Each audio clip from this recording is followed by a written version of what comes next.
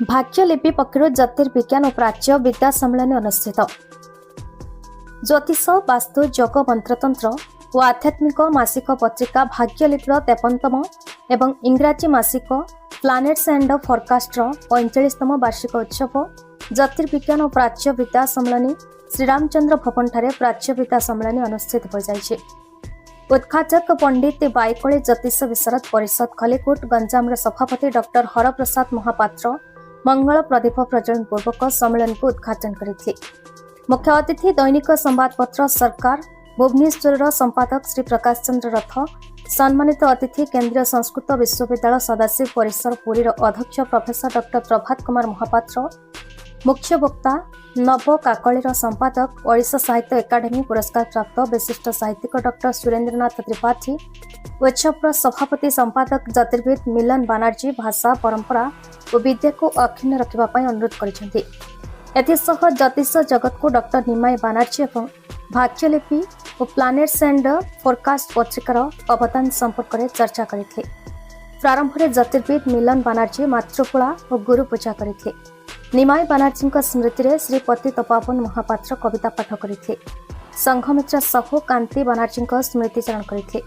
उद्घाटन उत्सव पर सारा दिन प्राय 50 ऊर्ध्व ज्योतिष विज्ञान वास्तु हस्तरेखा और विभिन्न रहस्य विद्यार गवेषक माने सेमानकर गवेषणात्मक प्रबंध पाठ करते। शेष समस्त को विभिन्न मर्यादापूर्ण सम्मान में सम्मानित कर ज्योतिर्विद अन्नता त्रिपाठी अतिथि परिचय और मंच परिचालन करते। विकास बानर्जी धन्यवाद अर्पण करते।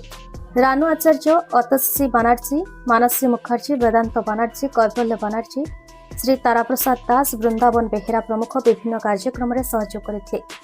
विशेष सम्मानित व्यक्तित्व ज्योतिर्विद विभुदानंद शतपथी, अध्यापक विरूपाक्ष राय, ज्योतिर्विद अलेक्चंद्र सेठी, श्री भ्रातृ कुमार प्रफुल्ल, श्री रघुनाथ आढ़, इंजीनियर प्रदीप पट्टनायक, श्री कीर्तिभूषण सिंह, श्री जोगेश्वर साहू, डॉक्टर अजित कर, ज्योतिर्विद दीपक चटर्जी और अन्य माने जोगदी कार्यक्रम को सफल करते। ज्योतिर्विद मिलन बानर्जी भाग्यलिपि और प्लानेट्स एंड फोरकास्ट दुईटी पत्रिकार संपादक। प्रति वर्ष आम ये भाग्यलिपि और प्लानेट्स एंड फोरकास्ट वार्षिक सम्मेलन करुचु, जोटा कि मो पिता स्वर्गीय डॉक्टर निमाई बानर्जी और माँ कांति बानर्जी स्मृति में करा जाउछि। ए सम्मेलन में आम ओडिशार विभिन्न प्रांतरू एवं ओडिशा बाहर अनेक प्राच्यविद ज्योतिष वास्तु कर्मकांड ये प्राच्य शास्त्र जो मैंने अध्ययन करुँचे डाकी से गवेषणा लब्ध प्रबंध मान पाठ करा जाए, से किपरि गवेषणा आगु आगु नेबे से प्रोत्साहन करने आमर आरंभ प्रथम मो पिता स्वर्गीय डॉक्टर निमाई बानर्जी करते। परंपरा को आम आगे नौचु। जो मैंने सब क्षेत्र में विभिन्न प्रकार उच्चतर गवेषणा करिसेंती सेमानकु संवर्धित करबा, सेमानकु केमति आउरी प्रोत्साहन देबा, यही सम्मेलन मुख्य लक्ष्य।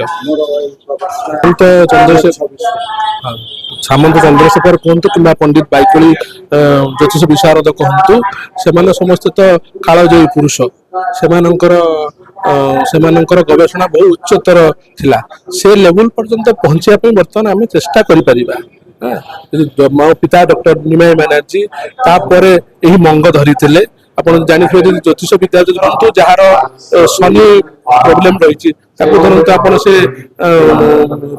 ब्लू साफायर दि जाए, कि से शनि जो नेगेटिविटी अच्छी पॉजिटिव परिणत करने चेष्टा करापरी पूजा पद्धति माध्यम जो अशुभत्व रही जातक जी खाता देखुं मैंने आप जी प्रतिकार माध्यम किसी निजको सावधान करेगा कि निजर मनोबल को। मुझे डॉक्टर अनदा त्रिपाठी ज्योतिर्विद भाग्यलिपिर 53तम वार्षिक उत्सव तथा प्लानेट्स फोरकास्ट 45तम वार्षिक उत्सव पालन होची। प्रति वर्ष भली ए वर्ष भी पालित होची। आज सुंदर भाव में साबल भाव में पालित होची एवं ओडिशार विभिन्न नामी दामी ज्योतिष मानक समागम घटी। मुख्य कथा है आमर मुख्य वार्ता होची कि ज्योतिष शास्त्र को पल्ली ठारू दिल्ली पर्यंत समस्त पाखरे विज्ञान भित्तिक भाव में पहुंचेबा। कारण ज्योतिष शास्त्र प्रति किसी लोक मानकर जो खराब भावना रही विश्वास योग्य है पारु नाही, ताको केमती विश्वास योग्य करा जीवो। आमे नूतन ज्योतिष मानक दिग्दर्शन देबा पई एभली गोटे आयोजन हमर कार्यक्रम जे मुख्य डॉक्टर मिलन बानर्जी एको आयोजन करिसंती। ମୁଁ ପ୍ରଥମରେ କହିଲି ଜ୍ୟୋତିଷ ଶାସ୍ତ୍ରକୁ ଆଉ ଅନ୍ଧବିଶ୍ୱାସ ଭିତରେ ବାନ୍ଧି ରଖିବାକୁ ଆମେ ଚାହୁଁନୁ। ମୁଁ ବି ଜଣେ ବିଜ୍ଞାନ ଆସିଲା ଦେଖନ୍ତୁ ଏବେ ବିଜ୍ଞାନ କାଟିଲା କି ପ୍ଲୋଟ ଗୋଟେ ଗ୍ରହ ନୁହଁ, ଅର୍ଥାତ ଜ୍ୟୋତିଷ ଶାସ୍ତ୍ର ଯାହା ଶହ ଶହ ବର୍ଷ ତଳେ ପ୍ରତିପାଦିତ କରିଥିଲା ବିଜ୍ଞାନ ଆଜି ତାକୁ ପରୀକ୍ଷା କରି ସେ କଥାକୁ ସ୍ୱୀକାର କଲା। ଆମେ ବି ଆଜି କହୁଛୁ ଯେ ବିଜ୍ଞାନ ପରୀକ୍ଷା କରିବ, ଆପଣ ଦେଖିବେ ଆଗାମୀ 10 ବର୍ଷ ଭିତରେ ସେଇ ବିଜ୍ଞାନ କହିବ ଯେ ପିଲାମାନେ 8ଟି ଗ୍ରହ ନୁହଁ 14ଟା ଗ୍ରହ।